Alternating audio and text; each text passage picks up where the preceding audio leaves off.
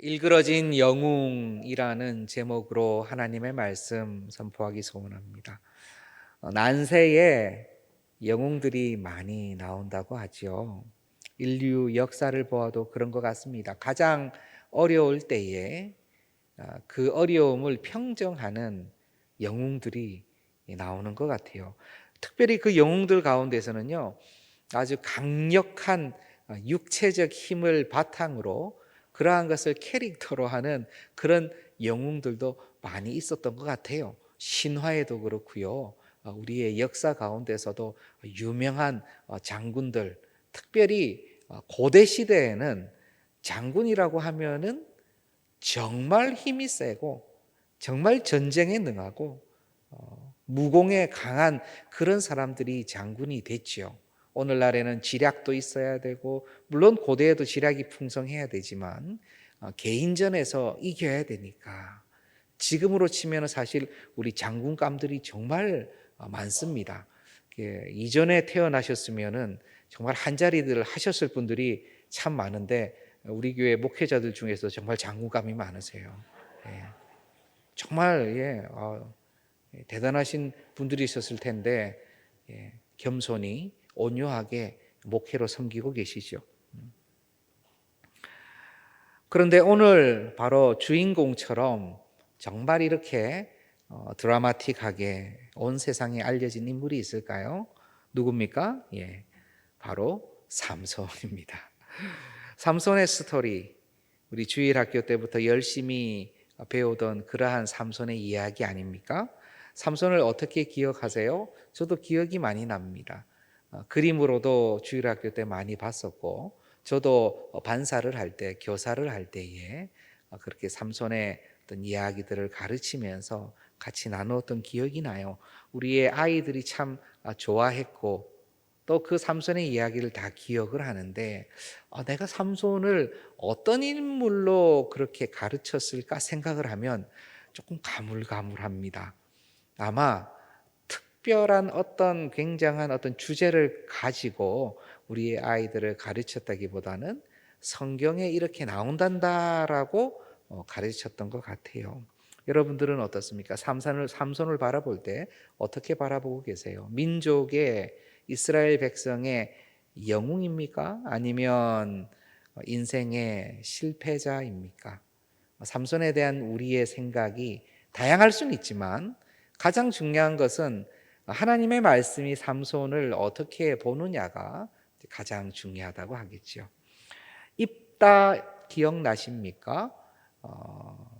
자신의 딸을 이렇게 하나님 앞에 드린다고 약속을 해버린 굉장히 어떻게 보면은 신중하지 못한 그러한 사사 입다, 자신의 분노를 다스리지 못해서 에브라임 지파를 거의 다 죽여버린 그러한 입다 사사 이후에 이제 소사사들, 지난번에 말씀드린 입산, 엘론, 압돈의 시대가 지나가고 다시 이스라엘 백성은 죄악을 범하게 됩니다. 참 너무나 똑같이 그렇게 하니까 이제는 새롭지도 않습니다. 그래서 그들은 해양 민족인 블레셋의 손에 넘어가는데요. 그들의 손에 넘어가서 거의 40년 동안을 그들의 압제를 받습니다. 정말 40년이면 너무 길지 않습니까? 그렇죠. 우리 일제 시대도 굉장히 길다고 느껴졌고 우리가 얼마나 많은 수탈을 당하고 큰 어떤 상처를 입었는데 한일 합방 때부터 계산을 한다면 해방 때까지 한 35년 생각을 할 수 있는데요. 40년이란 세월은 정말 어떻게 보면 참 그들에게도 대단한 세월이죠. 그렇게 그들의 압제를 당하고 있던 때에 소라 땅 단지파입니다. 단지파 가운데 마노아라고 이름하는 자와 그 아내가 출산하지 못하였는데 여호와의 사자가 나타나서 출산한다고 알려주고 그리고 나서 이제 이 삼손이 나오죠. 그러고 보면은 세례 요한에 태어난과 굉장히 흡사한 구조를 가지고 있습니다. 미리 알고 아들이 생기고 태어나게 되고 그리고 또 그가 특별한 인물이라고 그가 특별하게 살아야 된다고 하나님의 사자가 이야기해 주는 부분도 비슷해요. 세례 요한도 아주 특별한 사람으로 광야에서 이제 그렇게 특별하게 살게 되는데, 삼손은 여호와의 사자가 이 삼손 태어날 아들은 나실인이 되어야 된다, 나실인이 될 것이다라고 하나님께 바쳐진 자라는 뜻이지요. 이스라엘을 구원할 텐데 포도주와 독주를 마시면 안 되고 부정한 것을 먹거나 만지면 안 되고 또 머리카락도 자르지 않아야 된다라는 것을 그 부모님에게 얘기를 해줍니다. 부모님은 당연히 yes 그렇게 해야죠. 하나님의 사자가 말씀하시는데 최선을 다해서 그렇게 가르치겠습니다라고 작정을 하게 돼요. 그런데 참으로 놀랍게도 나중에 삼손의 인생을 보면 그는 나실인으로서 하지 말아야 될 것을 오히려 더 풍성히 하고야 맙니다. 하나도 빠뜨리지 않고 다 합니다. 그것도 참 특이한 거예요. 어떻게 하나도 거스르지 않고 다 할 수 있는지. 그는 그 시대의 사람들처럼 그 시대의 젊은이들처럼 파티를 즐기던 사람이었어요. 잔치를 하고요. 그러면 술을 마실까요? 안 마실까요? 마시게 되죠. 독주를 마시게 되죠. 그는 힘이 너무 세다 보니까 길거리에서 사자를 만나면 그냥 맨손으로 그냥 한 대 딱 때리면 사자가 찍 하고 뻗어버립니다. 사자를 죽이죠. 살인은 아니지만 생명을 빼앗는 행위. 그리고 죽은 사자를 만지게 되고 그 사자가 가만히 그렇게 놔뒀는데 어느 날 지나가다 보니까 몸 안에서 꿀이 생긴 거예요. 아마 그 벌꿀집이 생긴 거겠지요. 그 꿀을 또 떠다가 또 먹습니다. 그러니까 부정한 것, 시체 이런 걸 만지는 데 있어가지고도 마음의 꺼리낌이 전혀 없어 보입니다. 그뿐만이 아니죠. 그는 사사로서 이스라엘을 보호한다는 이름으로 블레셋 사람들을 얼마나 많이 죽이나요? 그는 마치 무슨 부정한 것을 안 만져야 되는 것이 아니라 지나갔다 그러면 시체가 양산이 되는 거예요. 사람들이 질비하게 죽어나가는 것입니다. 그를 통하여 하나님께서는 일하시고 때로는 그 놀라운 역사를 보여주시지만 가만히 삼손의 스토리를 읽다 보면요, 그는 하나님의 역사를 행하면서도 자신의 소욕과 자신의 생각과 자신의 몸이 이끄는 대로 그대로 따라가요. 그대로 따라가다가 또 하나님의 일을 하다가 그러다 지쳐 쓰러지면 또 살려달라 그랬다가 그래서 하나님 살려주시면 일어나서 또 내가 다 했다 그러다가 어떻게 보면은 굉장히 그의 삶이 원초적인 그 마음의 생각과 또 하나님께서 주시는 은사가 발휘되는 것이 막 뒤섞여 있어요. 그는 특별히 여자에게 약했습니다. 그는 공식적으로 3명의 여인이 그의 인생에 함께한다는 것을 성경이 보여주는데요. 첫 번째 여자는 딥나에서 본 블레셋 여인이에요. 그와 결혼을 합니다. 성경은 그와 결혼하는 것이 하나님의 어떤 책략을 이루는 것이다라고 말씀은 해요. 그런데 그 여인에게서 다른 블레셋 사람들이 그 여인을 막 협박하고 그로부터 정보를 얻기 원하다 보니까 삼손은 결국 그 여인에게서 배신을 당하게 됩니다. 삼손의 좀 경솔했던 부분도 있지요. 아까 얘기한 그 사자 그 스토리를 가지고 수수께끼를 내게 되고 이것을 맞추면은 뭘 해주겠다라고 했는데 결국은 자신의 아내 될 사람, 곧 아내죠. 결혼을 했으니까 아내를 통해서 협박을 해가지고 알아낸 거예요. 그래서 그것이 또 분해가지고 또 복수를 하게 되고요. 여자를 놔뒀다가 나중에 다시 고향으로 갔다 다시 돌아오니 자신의 아내는 다른 사람의 아내가 되어 있고 또 그 아버지는 어쩔 수 없으니까 그 동생하고 결혼해라 그러고 그러니까 또 삼손은 이제는 아무도 나를 탓하지 못할 것이다 그래가지고요 여우 300마리를 잡아가지고 꼬리를 이어가지고 불을 붙여가지고 그 일대 블레셋 사람 막 밭을 다 태워버린 거예요. 추수할 곳하고 과목하고를요. 일단 요 300마리 잡은 것도 기적이죠. 예. 학자들은 이건 어떻게 잡았을까? 기적이에요. 그 육체적으로 도저히 능가할 수 없는, 그 누구도 이길 수 없는 그런 힘이 있으니까 그것도 가능했으리라 봅니다. 그래서 엄청나게 블레셋 사람들이 손해를 입으니까 또 블레셋 사람들이 다 와가지고 이 여인과 그 아비 집안을 또 다 몰살하게 되고, 참 제가 말씀드리기가 민망할 정도로 사사기의 이 역사가요, 참혹하기 이를 데가 없습니다. 그러고 나서 그 여인과 그 집안을 다 몰살한 블레셋인들이 엄청나게 또 이제 이스라엘에 진격한 거예요. 삼손 내놔라. 그러니까 유대인들이요, 그 당시에 압제를 받고 있으니까 유대인들로 구성된, 아니 이스라엘인들로 구성된 3천 명이 숨어 있는 삼손에게 온 거예요. 그러면서 삼손아, 우리가 지금 저기 블레셋의 압제, 그들의 지배하에 있다는 것을 모르느냐? 왜 그랬냐? 가자. 너를 넘겨야만 우리가 산다. 이스라엘 백성이 지금 삼손을 넘기러 온 것입니다. 삼손은 그래, 나를 죽이지만 마라. 너 안 죽일 거야. 그냥 산채로 넘길게. 이게 지금 이스라엘 백성과 삼손의 대화예요. 그래서 그들을 또 삼손을 넘기게 되고, 삼손은 또 이제 잡혀가는 척 하다가 또 으쌰 해가지고 또 다 몸에 묶인 것을 풀고 또 그들을 또 다 죽이고 진멸하게 되고. 참 이스라엘 백성도 참 이해하기 어렵지만 살려고 하다 보니 그렇게 해야 되고요. 또 그런 모든 상황을 또 삼손은 이용을 하게 되고요. 그 와중에 블레셋인들은 계속 또 뭔가 해보려고 하시면 당하고 있죠, 계속. 아까 삼손에게 3명의 여자가 있다 그랬는데 또 두 번째 여자는요, 가사에 살고 있는 기생입니다. 다 지금 블레셋 땅에 있어요. 다 블레셋 땅, 블레셋 근처에 있는데 지금 삼손이 갈 때마다 아무도 그를 말리지는 못해요.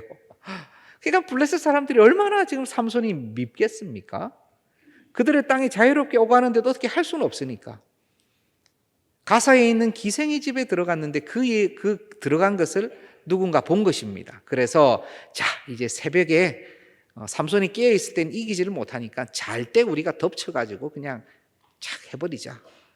그래서 기다리고 있었는데 또 삼손은 또 그것을 알고 일어나가지고요, 블레셋 가사에 있는 성 문짝, 두 문설주, 문빗장, 이게 무슨 말이냐면 성에 큰 문틀 있잖아요. 문틀하고 문짝하고 그 위에 있는 거를 원 세트로 해가지고 일식으로 다 들고 헤브론 산으로 올라가 버린 거예요. 그러면 그 성은 이제 문이 있어요, 없어요? 문이 없어요. 막는 길에 없이 다 뚫려버린 거예요. 도적도 들어오고 나가기도 하고 보호가 안 되는 것이죠.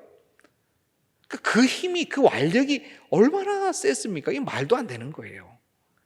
그 성을 드나드는 문짝은요, 말도 드나들어야 되고, 그 당시에 수많은 사람들이 성을, 그 커다랗고 그 나무로 되어 있는, 그러니까요, 삼손의 힘이 그만큼 컸다는 것을 또 보여주는 것입니다. 세 번째 여인은 우리가 잘 알고 있는 소렉골짜기의 들릴라입니다. 들릴라. 삼손과 들릴라 하면은 우리가 그 옛날 명작 영화에도 나오고, 그렇죠, 흘러간 영화에도 나올 정도로 굉장히 영화화되고 유명한 스토리인데요. 이때의 성경을 보시면 삼손은 들릴라를 사랑했다라고 나옵니다. 사랑이라는 단어가 나와요. 사랑해서 그와 함께 합니다.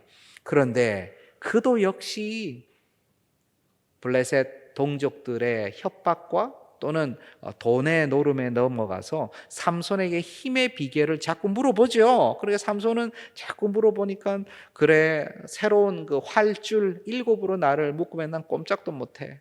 아니지요. 새 밧줄로 나를 묶으면 꼼짝도 못해. 그것도 아니었어요. 내 머리카락을 빼가지고 그 다음에 7 그 가닥을 배틀에 나를 같이 섞어가지고 그 실로 섞어서 짜서 나를 묶으면 내가 꼼짝도 못해. 제가 마지막에요, 삼손이 왜 이렇게 어렵게 머리털 7 가닥을 떼가지고 그걸 또 배틀에 이렇게 같이 짜야 되는 얘기를 했을까? 가만히 생각해 보니까 제 생각인데요, 이렇게 하면 좀 오래 걸리지 않을까? 다른 건 쉽게 마련하는데 이건 좀 시간 걸리니까 그 사이에는 나를 좀 덜 괴롭히겠다라는 생각을 했을지도 모르겠다라는 생각을 하게 됐어요. 자꾸 7 가닥이 나오는 건 왜 그러냐면요, 지금 나중에 그 7가닥을 밀었다는 얘기가 나오죠. 그 7가닥이 머리가 안 자르고 기니까요.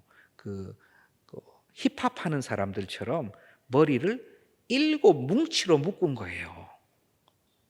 그러니까 머리가 기니까 좀 어떻게 처리를 해야 될 거 아닙니까? 올백을 하기도 그렇고 하니까 7가닥으로 묶어가지고 그냥 치렁치렁하게 그렇게 있었던 것이죠. 그러니까 거기에서 한 가닥씩을 빼가지고 날틀, 배틀에 이렇게 해가지고 짜가지고 이제 묶으면 삼손이 꼼짝도 못할 것이다 라고 했는데도 사실은 우두둑하고 다 끊어버리는 거 아니겠습니까? 그러니까 이제 들릴라가 뭐라 그래요? 당신은 나를 사랑하지 않는도다.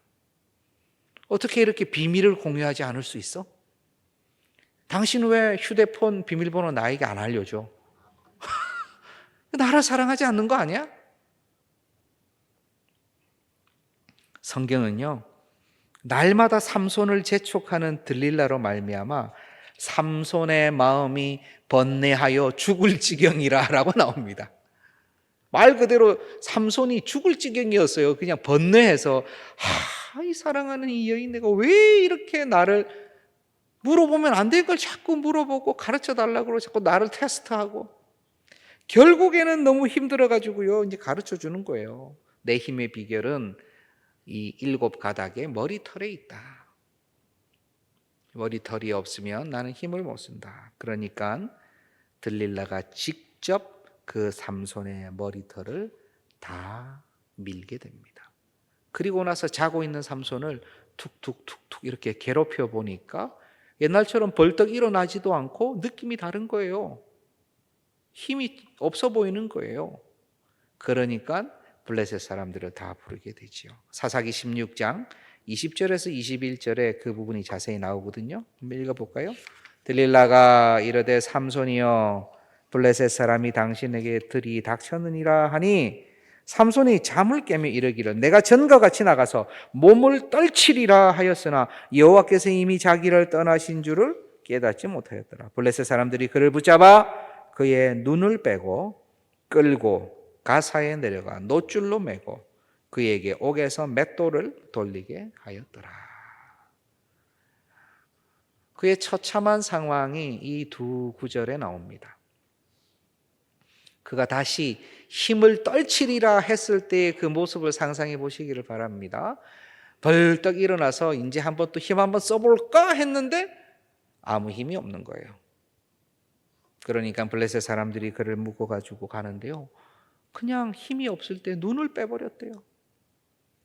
노줄로 묶어가지고요. 옥에서 뭘 돌리게 했어요? 맷돌을 돌리게 했습니다.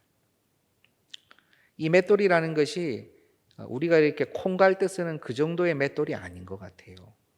그 동네, 그 도시를 다 어떻게 보면은 그 말이나 노새가 해야 되는 일이 있잖아요. 큰 맷돌, 계속 하루 종일 돌리는 그러한 맷돌. 그것을 계속 시킨 거예요. 어차피 눈도 보이지 않고 그냥 봉 하나 의지해 가지고 하루 종일 너 힘 좋다며 돌려봐 이것이죠. 그가 사랑을 갈구하며 들릴라라는 여인에게 들어갔죠. 삼손이라는 이름의 원형에서 보면은 그는 어떻게 보면 그 이름의 뜻은 작은 태양 또는 빛나는 것 이런 뜻이 있어요. 그러니까 삼손이라는 이름은 태양 빛나는 것이라는 뜻이에요. 근데 들릴라라고 하면은 그 뜻은 아마도 이 고대인들은 들릴라라고 고백했을 때 히브리어 라일라라고 충분히 생각했을 것이다. 이것은 우리 김지창 교수님께서 생각하고도 연구한 부분이에요. 그래서 들릴라라고 했을 때 이 라일라라는 밤이란 뜻입니다. 그러니 이 밤이 어둠이 작은 태양을 삼켰다. 그리고 그를 어둡게 하였다. 그렇게 이해했을 것 같다라고 이렇게 이해했는데 그렇게 배웠던 기억이 제가 났습니다. 다시 삼손을 보면서. 그는 너무나 큰 힘을 가졌지만 그 힘으로 이스라엘을 보호하려고도 하고 또 성공도 하고 자신을 위해서도 또 가감없이 사용을 하죠. 하지만 그는 결국에는 이렇게 어두워졌고 계속해서 여인들로부터 배신을 당하고 또 민족으로부터 배신을 당하고 그리고 블레셋 사람으로부터는 핍박을 당하며 눈도 뽑히고 잡혀가게 된 것이죠. 우리들의 일그러진 영웅이라는 소설을 기억하시는지 모르겠습니다.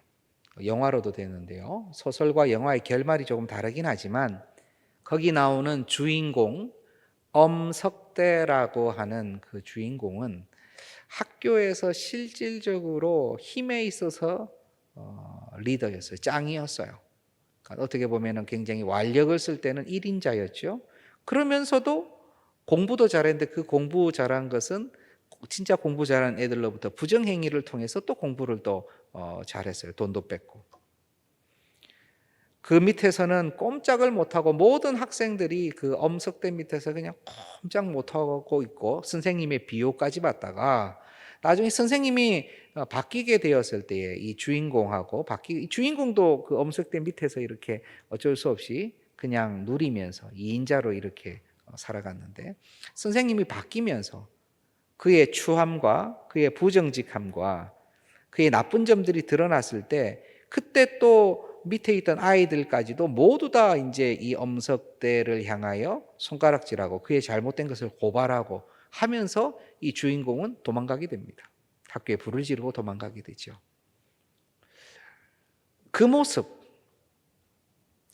유명한 아주 힘이 있는 영웅이 있었는데 거기에다 학대를 받고 그냥 힘이 있으니까 같이 어울려서 어쩔 수 없이 있다가 그 힘이 빼앗길 때 모두가 배신을 하고 엄석대도 참으로 안타까운 인생이지만 또 그 밑에서 어쩔 수 없이 따르고 그냥 있다가 또 시대가 바뀌었을 때는 또 다 들고 일어나 가지고 그냥 손가락질을 하는 그 소시민들 역시도 참 마음이 아픈 뭐라 그럴까 시대의 아픔이라 그럴까요? 이 세태를 풍자한다 그럴까요? 그래서 그 이문열 작가의 이 소설이 또 유명해진 거 아니겠습니까? 그런데 이 엄석대와 삼손이 참 많이 닮은 것 같아요. 힘이 있었으나 자기 중심과 욕심으로 가득 차 있었지요. 그들 마음대로 그 인생을 구가하고 살았지만 마지막은 실패로 지금 끝나는 것 같아요. 그런데 성경은요, 그의 마지막, 지금이 마지막이 아니라 이 이후의 마지막이 있음을 그리고 정말 마지막의 마지막이 무의미하지 않음을 설명을 합니다. 바로 오늘 본문에서 읽었던 것처럼 이 일그러진 영웅은 자신의 원수인 블레셋 사람들이 불러서 지금 거의 3천 명 가량이 모여 있는 다곤 신전으로 가게 돼요. 다곤이라고 하는 것은 블레셋 사람들이 믿던 물고기 신의 이름입니다. 다곤 신전에 3천 명 가량이 밑에도 있고 위에도 있고 다 모여 있는데 거기에 삼손을 부른 거예요. 왜 불렀을까요? 뻔하죠. 우리가 잡은 삼손이라는 거예요. 그동안 우리를 그렇게 괴롭히던 삼손이 20년 정도 사살을 했으니까요. 40년 괴롭힘을 받다가 그 다음에 사사가 되어가지고 했을 때는 더 오랜 기간 압제를 받았겠죠. 그러다가 사사로 20년을 했으니까 얼마나 오랜 기간 또 우리 블레셋 사람들은 또 20년 동안 고통을 당했다 자신들은 생각할 거예요. 우리가 잡아가지고 거기서 지금 제주를 굴렸다 그랬어요. 제주를 부리게 했다. 그 얘기는 쿡 찔러가지고 막 이렇게 막 쓰러지는 장면 끌고 다니고요. 덤블링을 하게 하고 눈이 안 보이니까 맞죠? 못살게 굴기도 하고 아주 우스꽝스러운 모습을 보이기도 해서 깔깔거리고 좋아하고 승리를 만끽하는 그런 시간이었던 거예요. 바로 그곳에서 삼손은 이번만 나를 강하게 해 주옵소서라고 여호와 하나님께 기도합니다. 이번만 나를 강하게 하여 주옵소서. 여호와 하나님께 기도한 그는 두 기둥을 끼고 함께 몸을 굽혀서 모든 사람과 함께 죽게 돼요. 장렬하게. 아마 그 두 기둥이 주축 기둥이었던 것 같아요. 우리 또 건축을 잘 아시는 분들이 많지만요. 그 당시에 뭐 건축술이 얼마나 발달되었는지 모르겠지만 아마 한 사람이 양쪽으로 낄 수 있는 정도로 두 기둥이 있었던 것이죠. 맞죠? 양손으로 꼈다 그러니까요. 그 기둥 두 개가 사실은 전체를 다 받침하고 있는, 그러니까 그게 무너지면 전체가 무너지는 상황이었던 것이죠. 삼손이 그걸 어떻게 알았는지는 우리가 잘 모릅니다. 다만 부탁을 해서 굉장히 중요한 기둥으로 안내를 해달라고 해서 거기 가서 그것을 가지고 그냥 몸을 굽혔는데 가장 튼튼하고 무겁고 절대 무너지지 않을 그 신전이 무너진 것이죠. 성경은 이때 역사가 삼손이 살면서 보여주었던 수많은 역사보다 더 컸다라고 말씀하고 있습니다. 이렇게 그의 마지막 장렬한 죽음과 전체 스토리를 볼 때에 삼손은요, 그 나실인이라고 하는 것은 참 무색할 만큼 그냥 살았는데요, 이 마지막까지를 보니까 그의 마지막 장면까지도 장렬하게 전사하며 자신의 원수인 블레셋 사람들을 3,000명 이상 다 함께 데리고 죽어버린 이 삼손을 보니까 그의 전체 인생을 하나님께서 나실인의 인생을 걷게 하셨음을 옆에서 보게 돼요. 원래 민수기에서 나오지만 나실인의 서약을 한 사람들은 시체를 만지거나 나실인의 규정을 어기면 한 7일 동안 정결하게 지낸 다음에 머리털을 다 밀게 돼 있어요. 왜냐하면 그 전에 했었던 나실인의 서약은 무효가 되었기 때문에 머리털을 밉니다. 그리고 나서 이제 제 8일째에 산비둘기, 집비둘기 가지고 와서 속죄제물로, 다른 하나는 번제물로 올려드리고요. 그 다음에 이것은 이제 속죄와 번제로 끝나고 새롭게 나실인 서약을 할 때가 되어서는 1년 된 순양을 가져다가 이제 속건제로 드리면서 다시 나실인 서약을 하는 거예요. 다시 이제 부정한 것을 만지지 않고 독주를 마시지 않고. 그렇게 나실인 서약이 갱신이 되는 것인데, 지금 삼손의 전체 인생을 보니까 그의 마지막 때에 자신의 소원이 아니라 다른 이들로 말미암아 머리가 밀리게 되지요. 어떻게 보면 그 전에 있었던 모든 나실인 서약은 이제 무효화되었습니다. 무효화되고 그가 그 감옥에서 맷돌을 돌리면서 성경은 한 가지 힌트를 보여주는데요, 참 흥미진진합니다. 나중에 읽어보세요. 22절에 보면 그의 머리카락이 다시 자라기 시작했다라고 단서를 하나 딱 줍니다. 이게 뭐지? 무엇인가 이제 더 놀라운 무엇인가가 일어나려고 하는가 보다 하는 생각이 성경을 읽으면서 그 누구도 이렇게 드는 거예요. 이제 이전의 나실인의 서약은 다 무효화되고 새로운 시작을 해야 되는데, 새로운 시작을 하려면은 이제 속죄제와 번제를 드려야 돼요. 산비둘기, 집비둘기로. 그리고 나서 1년 된 순양을 속건제로 드려야 되는데 지금 제물이 어디 있어요? 제물은 바로 자기 자신으로 올려드리는 것입니다. 자기 자신으로 온전히 다 올려드리면서 나실인의 서약이 갱신이 되고, 그는 나실인으로서 하나님께서 원하시는 그 기적의 역사를 마지막으로 이루고 주님 품에 안긴 것이죠. 그렇게 마지막에 다곤 신전에서 그의 사명을 장렬히 다 감당한 것입니다. 그래서 히브리서는요, 이렇게 마지막 사명까지 하나님의 은혜로 완수한, 하나님의 은혜로 완수했지요. 자신의 능력으로 완수하지 않았어요. 하나님의 은혜로 완수한 삼손을 믿음의 사람이라고 말씀합니다.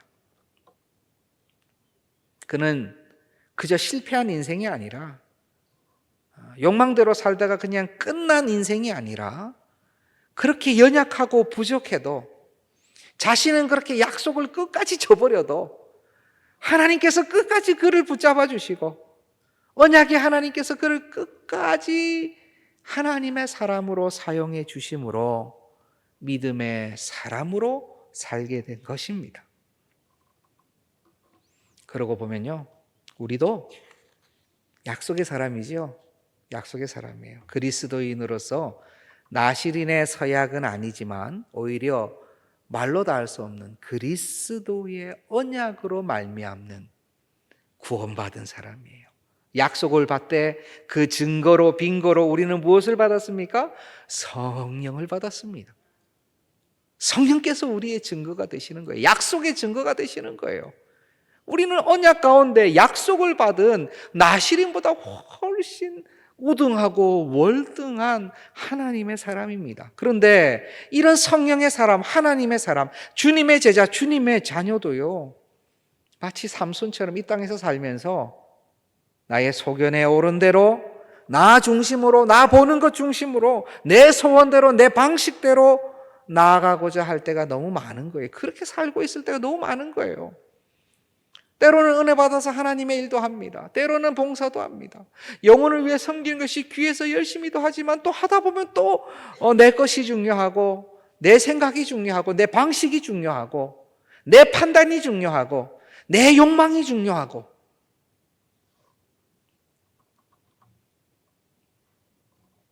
삼손이 나실인의 사명을 다 감당하지 못하고 자신의 삶에 충실하게 살아가는 것처럼 우리 역시 비행자녀, 비행청소년처럼 그렇게 부모님이 원하던 그러한 삶의 모습이 아니라 내가 원하는 삶의 모습으로. 하지만 때로는 부모님도 생각하고 참 나 어떻게 잘해야 되는데, 하지만 내 욕심과 내 생각에 이끌려서 그저 살아가는 내 모습을 바라볼 때가 있다는 것이죠. 삼손처럼 말입니다. 삼손이 일그러진 영웅이라면 혹시 우리는 일그러진 택자가 아닌지, 너무나 상한 주님의 자녀가 아닌지 그런 생각이 들 정도로 나의 연약함이 뚜렷이 보일 때가 있다는 것이죠. 우리는 어떻게 해야 됩니까? 삼손을 우리는 너무 어리석다고 하지만 한편으로 내가 하루하루 일기를 쓰거나 일주일 단위로 저널을 쓰거나 나의 삶을 관찰하면요, 우리의 삶이 삼손보다 많이 낫지 않음을 발견하게 될 거예요. 나에게 만약 그런 힘과 능력이 있었다면 어떻게 사용하실 것 같습니까? 이 시대에 하나님께서 나에게 무엇인가 달란트를 주셨다고 하셨는데 우리는 그 달란트를 어떻게 사용하고 있어요? 꽁꽁 숨겨두고 계시지는 않습니까? 아니면 나를 위해, 나의 가정을 위해, 나의 자녀들을 위해 그 달란트를 다 쏟아붓고 계시지 않습니까? 내 인생의 시간, 내 인생의 노력, 내 인생의 이 몸과 마음을 어디에다 드리고 있냐 말이지요.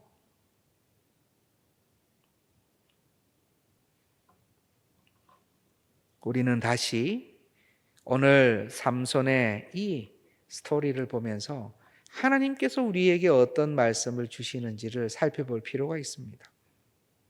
우리가 가장 먼저 해야 할 일은 지금 잠깐 보이는 것이 아니라 영원한 것을 바라보아야 한다는 것입니다. 고린도후서 4장 17절 18절을 제가 한번 보겠습니다. 우리가 잠시 받는 환난에 경한 것이 지극히 크고 영원한 영광에 중한 것을 우리에게 이루게 함이니. 우리 한번 같이 읽어볼까요? 18절은요. 우리가 주목하는 것은 보이는 것이 아니요 보이지 않는 것이니 보이는 것은 잠깐이요 보이지 않는 것은 영원함이라. 아멘. 삼손의 인생은 보이는 것에 주목한 인생이었어요. 그가 집중하여 본 것은요 여인들이었어요. 그가 으쓱으쓱해서 보이고 싶었던 것은요 멋진 이김이었고 승리였어요. 그는 지는 것을 용납하지 못했습니다. 그리고 그는 무엇인가 보여주기를 원했어요. 문틀을 뜯어가지고 헤브론 산에 올려놓은 거 보면은 그가 어떤 생각으로 했는지 조금 느낄 수 있을 것 같아요. 그가 여우들을 잡아가지고요 그냥 태워도 되는 것을 그저 여우를 잡아서 태우면 여우도 죽고 거기도 다 죽는데 얼마나 뜨거우니까 모든 곳을 다 돌아다닐 거 아닙니까, 여우가요. 근데 사실 이건 굉장히 보면은 얼마나 이 삼손이 그것을 고안했는지, 이렇게 하고 싶어서 연구를 했는지도 느껴져요. 삼손은 보이는 것에 집중을 했어요. 끝내 들릴라가 그렇게 계속해도요, 그를 쳐내지를 못했어요. 왜냐하면 지금이 너무 중요하니까. 지금 내가 중요하게 생각하는 것을 버리지를 못하니까. 저는 우리의 젊은이들, 우리의 다음 세대 자녀들, 우리 함께 얘기하면서, 특별히 청소년들, 또 이전에 많은 우리 학생들 같이 얘기하면서 마음이 안타까웠을 때가 너무나 많은 거예요. 사실은 저도 그랬는데 나이가 들어서 보니까 너무너무 마음이 아픈 거예요. 왜 아프냐? 5년 뒤도 생각하기를 싫어합니다. 10년 뒤는 아예 올 것을 생각하지 않아요. 그래서 지금 조금만 이렇게 준비하면 너무 좋을 텐데, 지금 이런 생각을 하면 너무너무 유익이 있을 텐데, 인생이 바뀔 텐데, 하나님의 손에 붙들려서 사용되는 무엇이라도 할 수 있는, 그런데 이게 다 공허한 메아리예요. 그들은요, 지금 보이는 것에 집중해요. 당장에 지금이 재밌어야 되고, 뭐 다 그렇다는 것이 아니라 제가 안타깝게 생각했던 청소년들이 당장에 지금 재미가 있어야 되고, 당장에 내가 즐겨야 되고요, 당장에 남자친구 여자친구 사귀어야 되고요. 너무너무 마음이 안타까워요. 그런데 우리가 영적으로 그렇게 하고 있을 때가 많다는 것입니다. 우리는 환난에 경한 것이 지극히 크고 영원한 영광에 중한 것을 우리에게 이루려 함이니라고 그랬습니다. 환난에 가벼운 것이 우리가 나중에 받을 영광이 아주 중요한 것들을 이루어 간다는 거예요. 여기서 이 환난은 사실은 그리스도 때문에 받는 핍박과 환난을 얘기하는 거예요. 그런데 저는 오늘 삼손의 스토리를 보면요, 우리가 언제 사실 100% 순전하게 그리스도 때문에 받는 환난과 핍박이 있냐 말이에요. 물론 교회 안에서 섬기고 애쓰고 힘쓰면서 받는 어려움, 오해, 때로는 핍박, 마음의 무거움, 책임감, 우리 리더십들이 가지고 있는 사역을 나갈 때 내가 또 책임감으로 나가지만 너무 무겁다 할 때가 있지요. 그런데 한편으로는 베드로 사도가 얘기한 것처럼 나의 부족함과 연약함 때문에 세상에서 받는 환난도 많은 거예요. 내가 인격적으로나 준비되지 않아가지고 또 여러 가지 어려움에 봉착할 때도 있는 거예요. 내가 상황적으로 지혜롭지 못해서 그냥 이러한 환난이나 어려움을 초래할 수도 있는 거예요. 그러면 우리 하나님께서는 그리스도의 이름으로 받는 환난만 책임지시고 내가 내 마음대로 해가지고 사고 친 것은 책임 안 지시나? 어떠신 것 같습니까? 이때까지 우리 주님 어떻게 해주신 것 같습니까? 저는 삼손의 스토리를 보면서 정말 우리 하나님 좋으신 하나님이시다. 끝내 우리 삼손을 나시린으로서 끝내 그렇게 자기의 소견에 옳은 대로 살아온 인생을 끝까지 주님께서 붙잡아 주시는 장면을 보여주시는 거예요. 우리가 사고 친 것, 내가 잘못해서 환난 당하는 것까지도 우리 주님께서는 내가 주님 앞에 나아갈 때 주님 영원한 것을 보기 원합니다라고 나아갈 때에 우리 주님은 그것을 변모시켜서 걸을 수 있는 힘을 주시고 영광에 중한 것으로 나아가게 바꿔주신다는 것입니다. 삼손이 눈앞의 적들, 눈앞의 욕망들, 당장 눈앞에 보이는 먹고 마실 것에 반응했다면 오늘 우리는 영원을 바라보고 좀 영원에 반응할 수 있기를 간절히 소원해요. 이 땅에서 그냥 우리의 발목까지 진창에 빠져 있다 하더라도 이 진창에서 빠져나오기 위해서는 어디를 봐야 됩니까? 앞을 보든지 위를 보든지 좌우를 봐야 돼요. 계속 진창만 바라보고 있으면 발을 빼내도 또 진창으로 들어가요. 나와서 어디로 갈지를 봐야 되죠.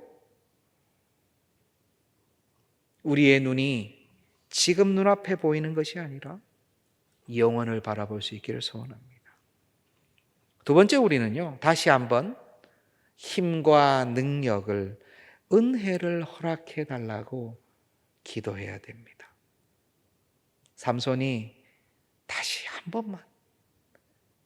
번만 나에게 힘을 주십시오. 다시 한번 기회를 주십시오라고 기도했을 때에 여호와 하나님께서 들어주셨어요. 그런데 우리가 영혼을 바라보면서 우리가 진창 가운데, 환난 가운데, 핍박 가운데 있으면서 고백해야 될 기도의 제목은요, 하나님 다시 한 번만요, 한 번만 더 도와주십시오. 사사기 전체는 이러한 모든 다시 한 번만이라는 이스라엘 백성의 신실하게 응답하신 하나님의 모습을 보여주세요. 그렇게 당하시고도 하나님 한 번만요, 한 번만요, 이번 한 번만 좀 봐주세요 하면은 내가 또 속는다 속아 하시면서 들어주시는 부모님처럼 또 그렇게 들어주시는 거예요. 요한계시록 3장 19절 20절을 보겠습니다. 물은 내가 사랑하는 자를 책망하여 징계하노니 그러므로 네가 열심을 내라, 회개하라. 볼지어다 내가 문 밖에 서서 두드리노니 누구든지 내 음성을 듣고 문을 열면 내가 그에게로 들어가 그와 더불어 먹고 그는 나와 더불어 먹으리라. 아멘. 이 말씀을 어느 교회에게 하셨냐면 라오디게아 교회에게 하셨어요. 라오디게아 교회는요, 주님께서 되게 야단을 치신 교회입니다. 네가 찹든지 더웁든지 하라. 미지근한 내가 너를 토해버리리라. 너희는 부자라고 생각하지, 너희 스스로 지금 부자라고 얘기하지, 그렇지만 너희가 모르고 있는 것이 너희는 스스로 가련하고 가난하고 곤고하고 눈먼 것과 벌거벗은 것을 너희가 알지 못하는구나. 이게 지금 라오디게아 교회에게 얘기하신 거예요. 찹지도 더웁지도 않은 라오디게아 교회는요, 마치 하나님의 사역을 하는지 자기 일을 하는지 모르는 삼손과 같아요. 냉탕과 온탕을 옮겨가면서 미지근해져 버렸어요. 그러한 라오디게아 교회에게 우리 주님은 뭐라고 말씀하십니까? 물은 내가 사랑하는 자를 책망하여 징계하노니 그러므로 네가 열심을 내라, 회개하라. 저는 거기에 다시 자를 붙이고 싶은 거예요. 다시 열심을 내라. 옛날에 너가 뜨거웠잖아. 라오디게아 교회야, 네가 뜨거웠잖아. 삼손아, 네가 원래 하나님의 사역을 위해서 열심을 내던, 그렇게 블레셋 사람을 이겨면서 이스라엘을 위하여 일하던 하나님의 사역을 감당할 때가 있었잖아. 열심을 내라, 회개하라.